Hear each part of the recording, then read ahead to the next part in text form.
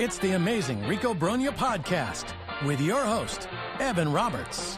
Welcome to Rico Brogna, episode number 618. We got a lot to discuss, even if the Mets have still not made the big move we're waiting for or the big move we're dreaming of.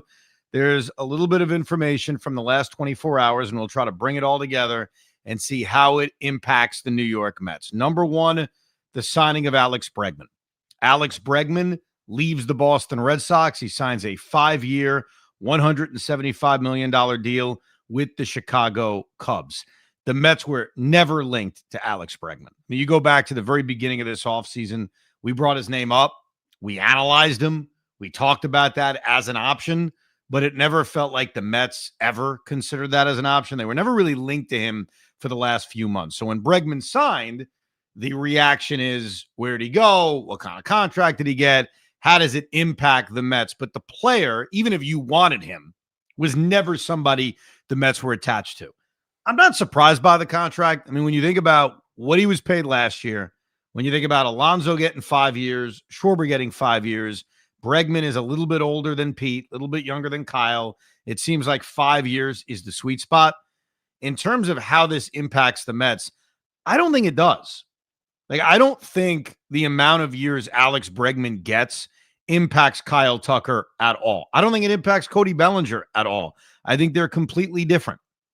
So if you see 5 years for Bregman, and he's older than Tucker by a couple of years, I wouldn't just simply do the math and say, well, Kyle Tucker's going to get 8 years. It's about who's willing.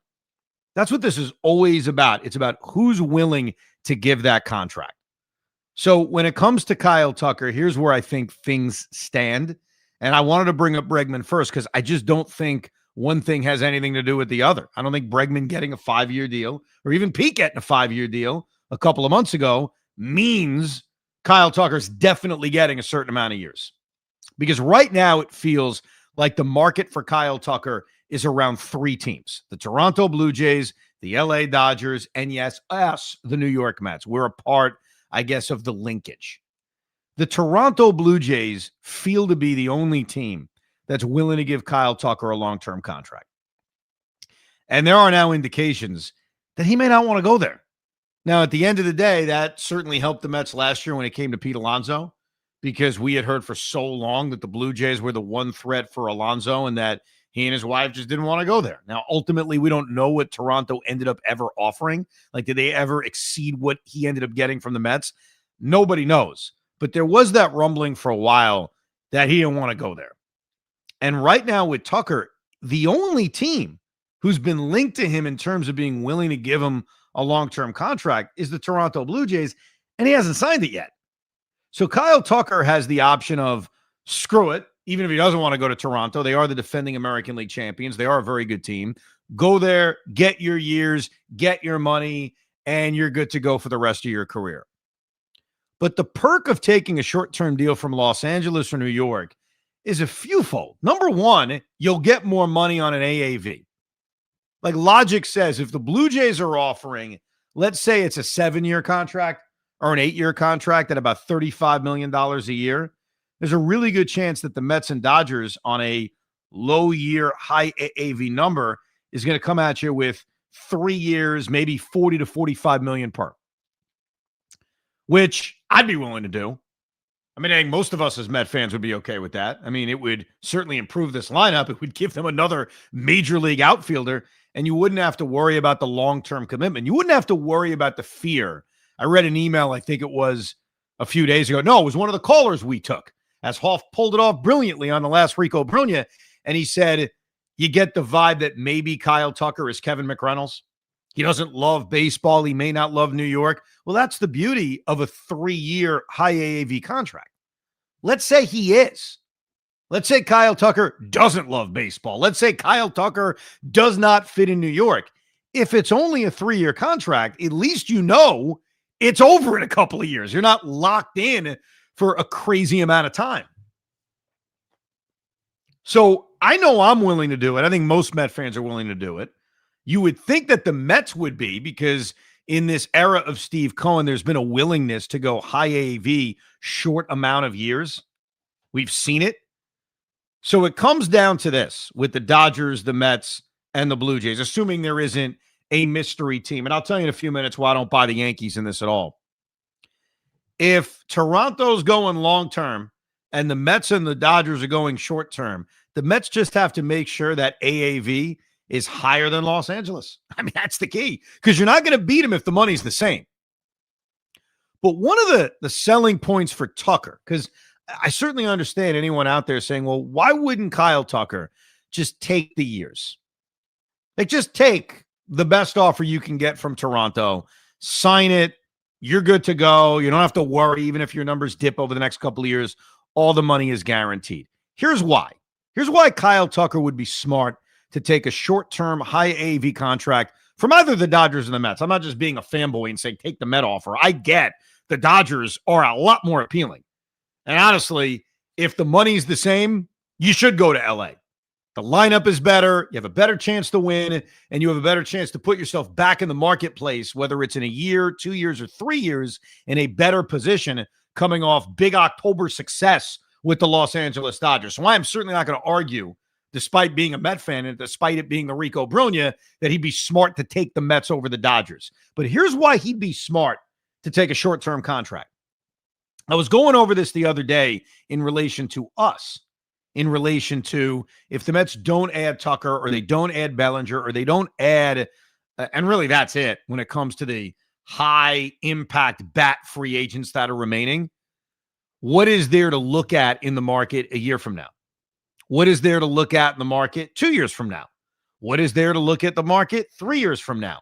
And the cold reality is that free agency, not that you have to add through free agency, but it's certainly a nice way to add talent to your roster. There is nothing position player-wise coming to free agency a year from now. I would argue the best position player in free agency next year is Nico Hoerner.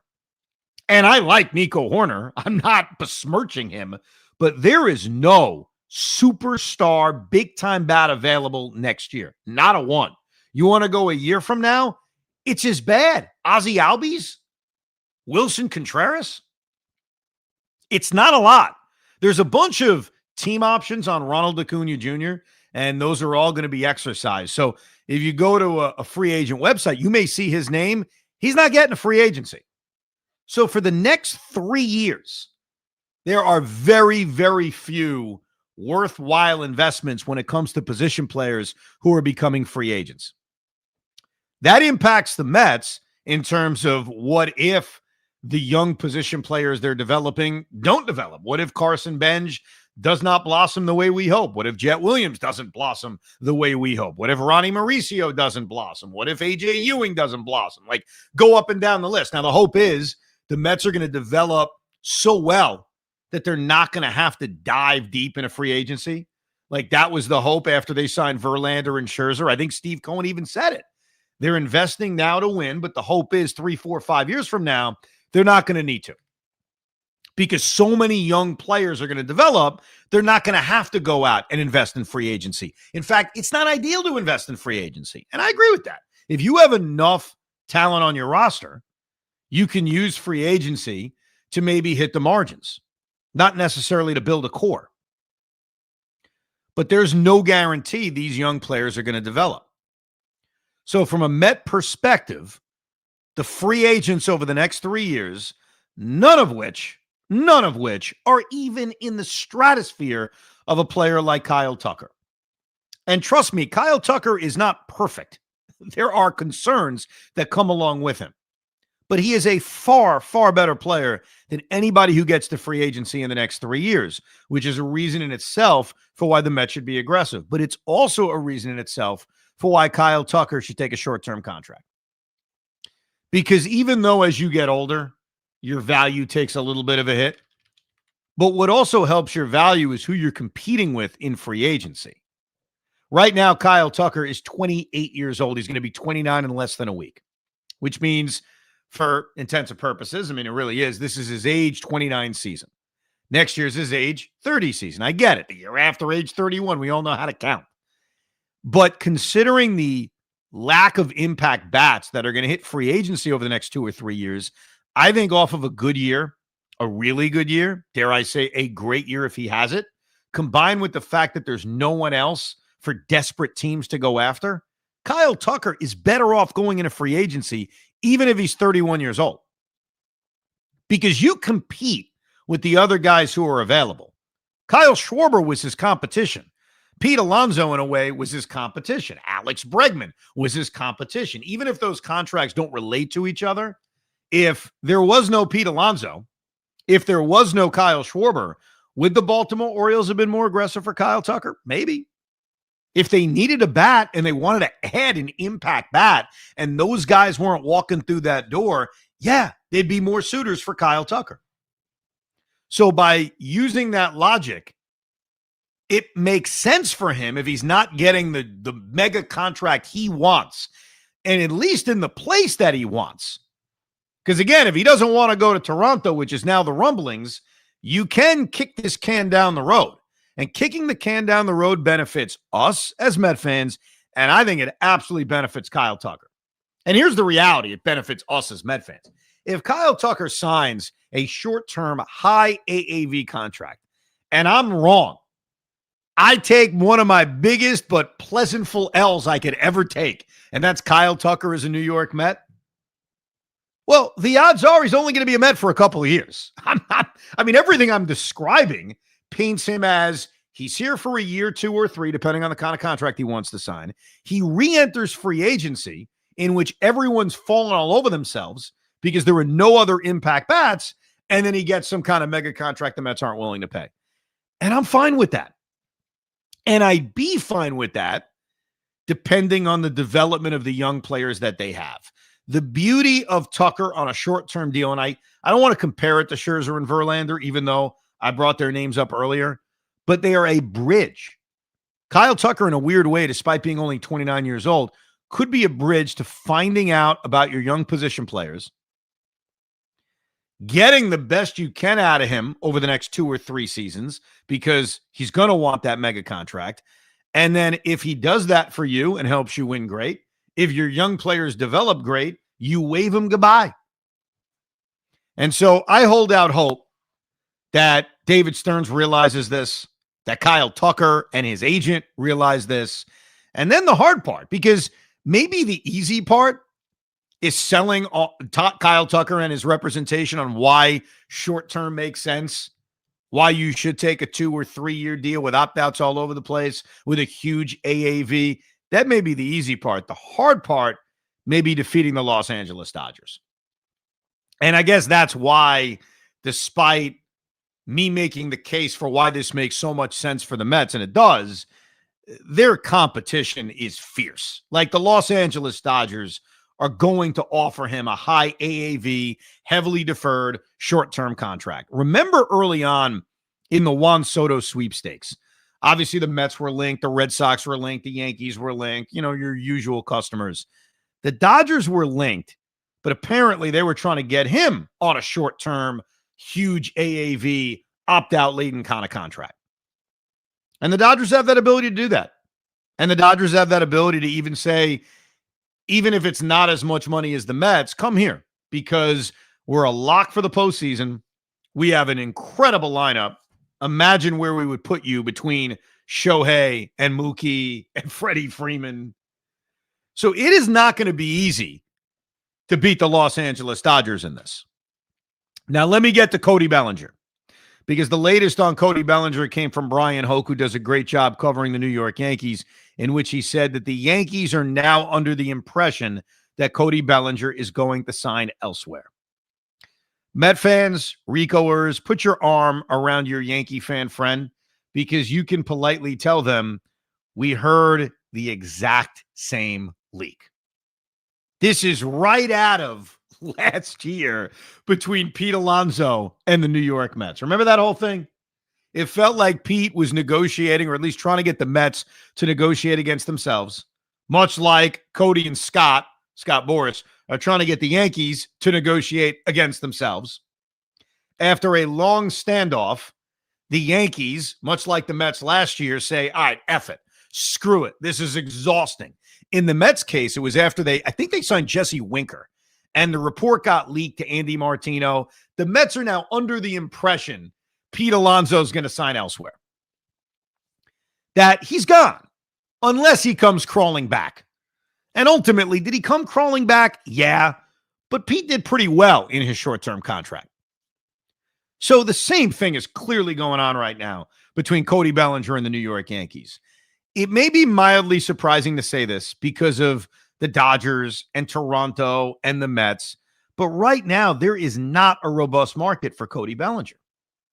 There isn't. There are teams that are interested. We keep hearing the Mets are interested, and we know why. He makes sense for the team. He makes sense for LA. He makes sense for San Francisco. But have we heard of any offer to Cody Bellinger from a team not named the New York Yankees? We haven't. I haven't heard an offer from the Mets.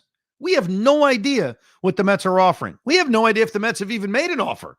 And considering the Mets are known to not make offers, as we heard with Pete Alonso, amongst others. Who was the other one? I think Robert Suarez was the other reliever when he signed with Atlanta. It came out. Mets didn't make an offer. So there's a really good chance the Mets have never made an offer. There's a really good chance the Dodgers are just waiting there on the sidelines. And so this is the New York Yankees negotiating with Cody Bellinger. No one else negotiating with Cody Bellinger. Scott Boras insisting on 7 years at $35 million a year, which I'm sorry. I have said this numerous times. I did this on the Fan at the beginning of the offseason in a Yankee discussion. I've said it here on the Rico. Kyle Tucker is better than Cody Bellinger by like a good amount. The benefit of Bellinger is twofold, which I admit his versatility, and he has now shown he can play in New York. 1,000%. And I don't dismiss that at all. The versatility of being able to play first base, which benefits the Mets and could benefit the Yankees. Ben Rice is certainly no sure thing. And the fact that he came here in New York in a contract year and had a big year. We don't know if Kyle Tucker can do that. But the numbers are the numbers. I don't even know how anyone could debate it. Like, Kyle Tucker's a better player. And here's Cody Bellinger and Scott Boras sitting back demanding $35 million a year on a 7-year deal. I mean, God bless you. You could demand whatever you want. But the Yankees leaking out to Brian Hoke, we expect him to sign elsewhere. I don't think they expect him to sign elsewhere. They're telling Scott Boras, you are not getting that offer from us. So if you're not signing until you get that offer, I don't know if you'll ever sign, but you're not signing with us. Now, what does this have to do with the Mets, other than us just putting our arm around Yankee fans and saying this sounds familiar? Here's what it has to do with us. We're not signing Cody Bellinger unless, and this is the caveat, the New York Yankees legitimately pivot. I don't think they will. I think they should, but that's a different discussion. If the Yankees actually pivot and actually say, you know what, we're moving on, let's go get Bo Bichette. If they sign Bo Bichette, I don't think Hal Steinbrenner's got the stomach to sign Bichette and Bellinger as much as Yankee fans would love that. And so I think that could leave Cody Bellinger screwed. It could leave Cody Bellinger in a spot in which the one team that was aggressively going after him is no longer going after him at all. And that could open up the Mets, the Dodgers, the Blue Jays, whoever misses out on Kyle Tucker, to try to get him on a short-term high AAV contract, kind of like what he just had. Now, Cody Bellinger's not considering that right now, but I think what David Stearns may be doing, and I find it highly doubtful that it will work out to his favor, is let the Yankees move on. If the Yankees move on from Cody Bellinger, and now he no longer has a legitimate home, we swoop in. I do not find that likely. I think what's going on right now between Bellinger, Boras, and the Yankees is a typical middle of January standoff in negotiations. That's what I think is going on. So where does this leave all of us? I still think, unfortunately, it is going to leave us without one of those big bats and piecing together the rest of this offseason and piecing together the rest of this outfield. I am holding out hope.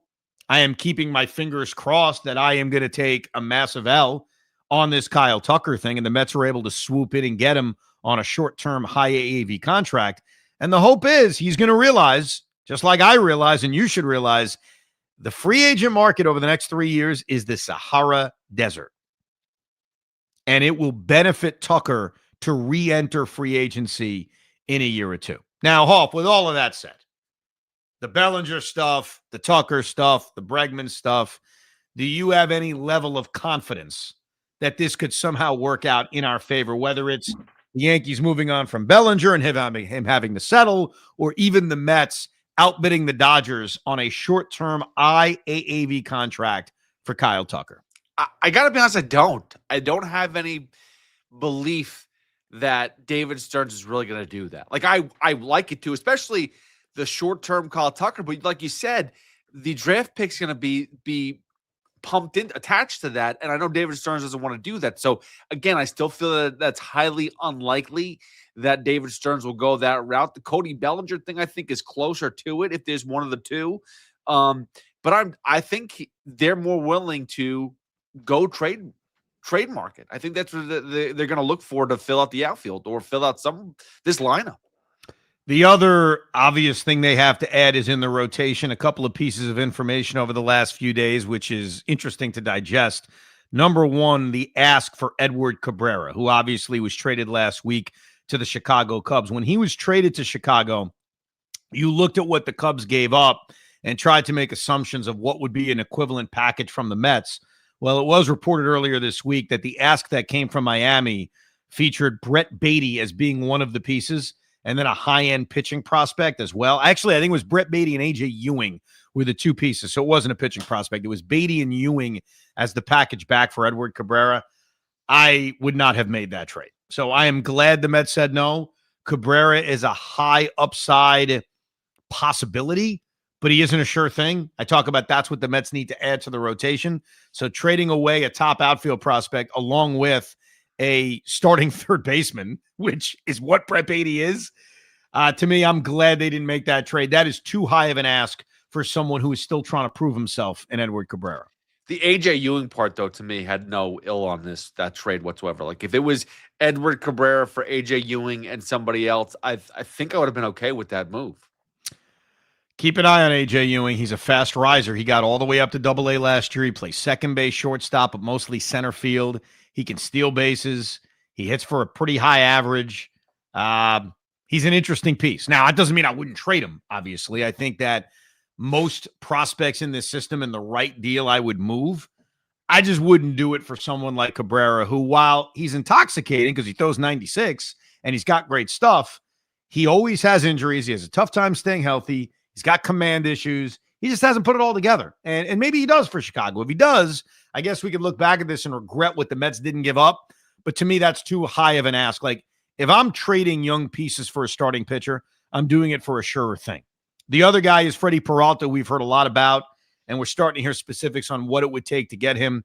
Probably Brandon Sproat or Jonah Tong. I hesitate. And I guess I follow this with a question for David Stearns. It's rhetorical because he won't answer it.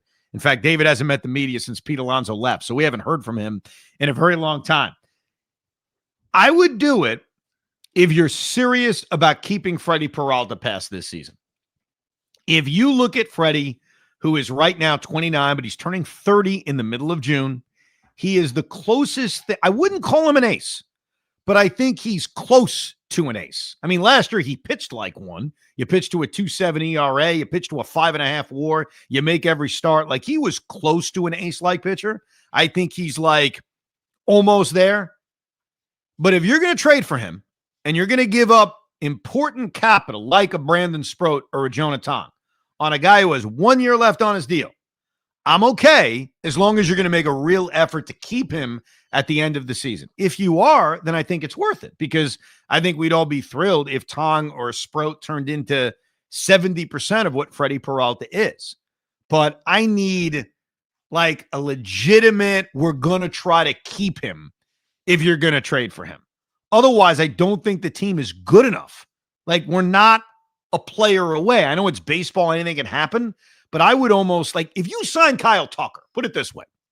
If you got Tucker on a short-term, high AAV contract, I'd probably be more willing to do that kind of rental deal, because I'd feel like, hey, I got a shot. Why the hell not? But if you're going to put out a lineup that's going to feature 2/3 of your outfields being major questions, you don't have a real first baseman, you don't have a legitimate DH. If you're going to go into the start of the season with all those holes, I don't think it makes any sense to trade one of your top pitching prospects for a rental starting pitcher.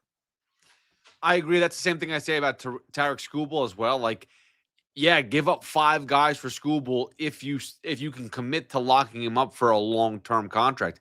Otherwise, I wouldn't go for him right now. Wait for him to hit free agency. I think it's just stupid to go and give up the form for a guy who's not going to stick around.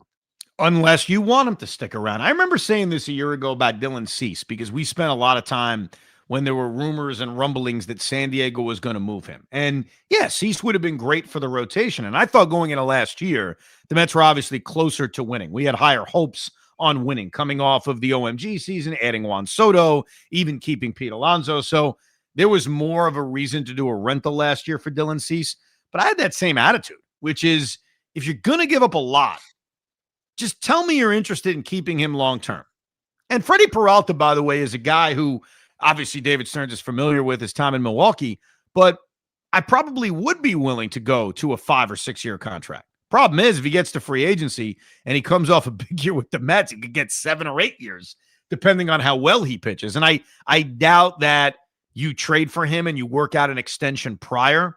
So it's tough. It's tough. It's tough trading for starting pitchers who are free agents in a year when you've got a team president / general manager who hasn't shown a great willingness to go long-term on starters. In fact, I was thinking about it the other day outside of Soto, who clearly they went long-term for. What is the longest term deals Stearns has given out so far as the general manager team president of the New York Mets? I mean, 3 years? I'm trying to think. He inherited a lot of long-term contracts, obviously, which he's moved on from, like Brandon Nimmo. But what's the longest contract he's given out this side of Juan Soto? I think the answer is 3 years, right? Right, yeah, like Sean Manaea. He brought back Sean Manaea, and it was a 3-year contract. That's it. I mean, Jorge Polanco, 2-year deal. Marcus Semien, I know, acquired, who's a 3-year deal left on the contract. But, nobody else. Relievers, Devin Williams, a 3-year deal. Luke Weaver, I believe, is 2-year deal. Yeah, that's it. So we haven't seen that yet. I mean, it doesn't mean he can't do it, but we haven't seen it yet. We haven't seen him go out and do it. 3 years is the most. I'm going through all the contracts he's given out. Now, if you go to Milwaukee, and I know we don't want to do it because he's the president of the Mets, who cares about what he did in Milwaukee, but he did give out some long-term contracts in Milwaukee. He gave out a 5-year, $80 million deal to Lorenzo Cain. How about that? That didn't work out well. He signed Christian Yelich to a 13-year, $215 million contract. I would say that worked out. The beginning of it worked out. Yeah. I mean, now he's a walking back injury. I mean, that's usually what happens at the end of these long-term contracts. We know this. But that is the longest contract he has given out with the Mets is 3 years. 3 years to Manaea, but besides Soto, obviously. I don't want to just ignore that, but I think Juan Soto is that generational example. And we talked about Yamamoto. There was a willingness to go that far with Yoshinobu Yamamoto. That's why those are the only 2 guys we've seen that for, which is why if you trade for Freddie Peralta, I've got no reason to believe that David Stearns is going to be willing to go to 5 or 6 years, which is what it would take to keep him. I mean, he's a top-line starting pitcher. So I don't love trading Sproat or Tong for someone who's likely to be gone in one season. The other name brought up recently, I think it was Pat Ragazza, who had this report that the Mets and the Nationals have talked about Mackenzie Gore. It's not Mike Rizzo anymore, so I shouldn't stereotype what the Nationals may do because it's different management. But Mike Rizzo never seemed to want to ever make a trade with the New York Mets for someone significant. I remember years ago when they were trading Scherzer and they were trading Trey Turner, they never were open to making a deal with the Mets. I don't know if the Nationals would still feel that way under new management. Mackenzie Gore is signed for a few more years. He's young, too. He's only 27 years old. And what I like about Gore is that he takes the ball every 5 days. If you look at the last 3 years since he was traded for Soto and went to Washington, he's been very sturdy. He hasn't developed, though, maybe that ace-like pitcher. I think last year he got off to a great start and then completely crumbled. So I wouldn't be against trading for Mackenzie Gore, but what I'm worried about is the asking price in this trade market for starting pitchers. It's through the roof. I mean, it is so damn expensive. You see what Edward Carera cost. And I'm not going that far. I'm not willing to do that. And a part of why I'm not willing to do it is because of what they're not doing to add to this offense. And because, as I mentioned earlier in this pod, and I think this is very relevant, not just trying to convince Kyle Tucker to take a short-term deal, there are not a lot of appealing position player free agents next year, the year after that. You got to go all the way, I'm not even joking, till 2030 to start to find like game-changing, appealing free agents, like Ellie De La Cruz. And if the Reds were smart, they'd lock him up, and I'm sure they're trying. So because of that, because of the fact that it's not like you could look towards next year or the year after when it comes to position players, it's very important that you develop your own. So Brett Baty, and I'm not against trading Brett Baty, but now with Alex Bregman off the market, with Okamoto off the market, you trade Brett Baty in a deal for Edward Carera, how are you replacing him? Unless you have a level of confidence in Ronnie Mauricio, or you have internal confidence in guys replacing him, you're creating a new hole for your offense. And this is already an offense that has a lot of holes all over the place, which is why adding somebody who brings a level of certainty like Kyle Tucker would be such a great move. It really would. I don't know if it would erase the negativity of losing a Pete Alonso, but in terms of making the team better, it'd make the team significantly better. And speaking of Pete Alonso, I want to read this email from Justin. Justin writes, big fan of the Rico. You recently said something about Alonso on Evan and Tiki about the Mets losing Alonso and why in baseball it always stings and how it's something that has to be explained to kids who are learning to lose their favorite players. However, I think there's an element you might be missing with Alonso. For Met fans who are my age, 2 years ago I was 20 and got an answer to my voicemail on the Rico, and now I'm preparing to finish grad school to become a social studies teacher. Time flies. Congratulations, my man. I think we should bring back the voicemail, by the way. I was thinking about that the other day, too. We had Hoff connect us to taking phone calls, which we will now add to the Rico on Friday nights, Saturday mornings. So we'll bring back the voicemail. I just got to remember what the number is and the way to log into it. But let me continue on with Justin's email. We don't have the experience, because remember, he's 22 years old, Justin. We don't have the experience of losing our guy. As a 22-year-old, I remember losing David Wright the most, but he retired and was a Met for life. The only thing I have and can truly relate to losing Alonso is DeGrom leaving. Maybe I'm crazy and missing someone, or I'm too young to remember other big-time Met players, but I feel as if I don't have the experience of losing a beloved Met. This loss hurts so much, and I just wanted to know what you think. Well, what I think is it sucks and it never gets easier. What I had said on the air is that as a Met fan, and even as a Net fan and a Jet fan, I have become used to it. It still stings. It still sucks. It still bothers you. But whether it was the decision to trade Darrelle Revis, which I was deeply against, whether it was losing Jose Reyes years ago, or losing Zach Wheeler, or in the case of DeGrom and Alonso, or it's certainly not the same, but falling in love with Kevin Durant and then he demands a trade and he's gone. It does become a part of sports where you just get used to losing your guys. It doesn't make it easier, but it's just a part of the game. And I read that email because even though I think Tucker would be a great addition for this team, and as a baseball player is overall a better player than Pete Alonso, I don't know if it would take away the sting that a lot of people still have, including our last emailer, Justin. What I'm trying to do, and I don't know how successful I am, but what I'm trying to do is move on from all that and just think about the team. Because at the end of the day, when we get to opening day or get to spring training, which is literally a month away, you want to have a belief that your team can win a championship. And if the Mets win a world championship, I can promise you this, all the sting is gone. And I don't say that from experience. I say that from the fact I have no experience. The fact that I am a 42-year-old man who's never seen the Mets win a world championship. I would tell you that if they win a World Series this year in stunning fashion, without Alonso, without Diaz, and without Nimmo, I think we'll all be fine. I think we'll all move on very, very quickly. So It's about building a team. And right now there are holes all over the place, and adding another certainty to this lineup would be so important. David writes, Evan, have you been to an all-star game or a home run derby? Which was better, and what was your experience like? I have been to one home run derby. It was the one at Citi Field. It was the one won by Yoenis Cespedes. And I went to two all-star games. I went to the all-star game back in 1996 at Veterans Stadium in Philadelphia. Mike Piazza hit a home run. He was not a Met at the time. He was a Dodger all-star. And then the all-star game at Citi Field that Matt Harvey started, drilled Robinson Cano in the first inning.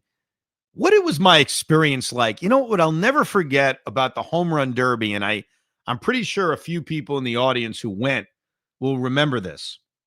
It was a very hot night. It was like 98 degrees hot.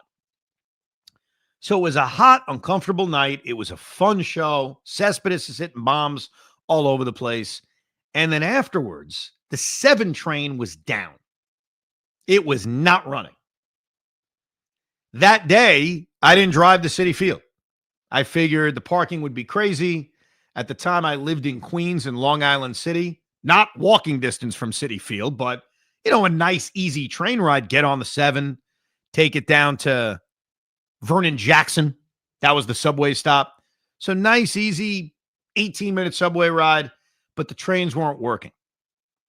And me and my dad thought we were going to pass out. It was like 100 degrees outside. We could not find a subway, and we could not find a taxi. And at this point, I don't know if Ubers existed or if I just didn't know how to find an Uber. This was 2013 was the year of the All-Star game, 2013. And so my dad and I just started walking towards Long Island City. We were never going to be able to make it home, but we just, what else were we going to do? Can't get a taxi. There's no 7 train. It's 100 degrees outside. We just start walking. We finally get a taxi, and the taxi refused to take us to Queens. We were in Queens, but to that part of Queens. Said, nope, not doing it. Just drove away, which I later found out is against the law. But whatever. So when you ask me, David, what's your memory of the All-Star game? My memory of the All-Star game is my dad and I walking 10 miles in 105-degree weather just trying to get back. That was it. But thank you very much for the email. I hope they bring back the All-Star game. Now that years have gone by and it's been over a decade and you're starting to see All-Star games be repeated in the same ballparks, why not bring it back to New York? I guess it would go to Yankee Stadium first because the old Yankee Stadium had the All-Star game, but the new Yankee Stadium has not had it. The old stadium had it in its final year in 2008. That was the year Josh Hamilton had the great home run derby and the game went extra innings, if memory serves correct. A couple of other things around Metland. Number one, Luisangel Acuna hit a 4 home run game the other day. Does that change what we think of him? No, but it's nice that he did it. I mean, congratulations to Luisangel Acuna. I think Luisangel Acuna has a great value for this team as a super utility player, as a speedster off the bench, as a guy who plays really good defense at second, which I know may not be, it may be minimized this season because of the addition of Marcus Semien, but nevertheless, we know he can do it. We know he can play third base, even though he's not the biggest guy in the world. Every time he's gone over there, he's looked halfway decent. And late in the season, we saw him play a little bit of center field. And when you look at the makeup of this roster and you try to find at-bats for him, because I expect he'll be on the team to start the year. I don't know how much value he has in the trade market. And who knows what kind of trade the Mets are going to make if they're going to make any. I mean, we're a month away from spring training, and while we've heard a lot of rumors, nothing's gone down. I really like Acuna's role as that super utility player, especially in a world now where we have the Manfred man at second base. Because I think then, you know, having that specialty pinch runner is really, really important. But good for him. The fact he had a 4 home run game. Good for him. You want to contact the Rico, you can always email us, thericob@gmail.com, thericob@gmail.com. We will continue to incorporate some phone calls on our mailbag edition of the Rico, which is usually on Friday night. And coming up very shortly on the Rico Brogna, especially if there's no breaking Met news, we now have closure on the Edwin Diaz trade. The Edwin Diaz trade can officially be closed now that he's no longer a Met. We are going to really break down that trade and see where it ranks in the history of the New York Mets. The Mets have made some great trades in their history, some of which are still out there, like the Lindor trade. It can only get better and better as he remains on this team. I guess it could get worse, but not really. But with the end of the Diaz trade, where does it fall in Met history? We're going to do a deep dive on that coming up on a future Rico Brogna. We do appreciate you listening and downloading. Remember, coming up shortly, we'll also be doing a Rico Rewatchable on the return of baseball to New York post September 11th. So if you have time between NFL playoff games, check that out on YouTube. And coming up first week of February, we'll have an in-depth episode talking about that game. Thank you very much for listening, downloading, subscribing, and hanging out with us on another edition of Rico Brogna. We hope you enjoyed this episode of the Rico Brogna podcast. It's amazing, isn't it? Make sure you download it now to keep it on you at all times.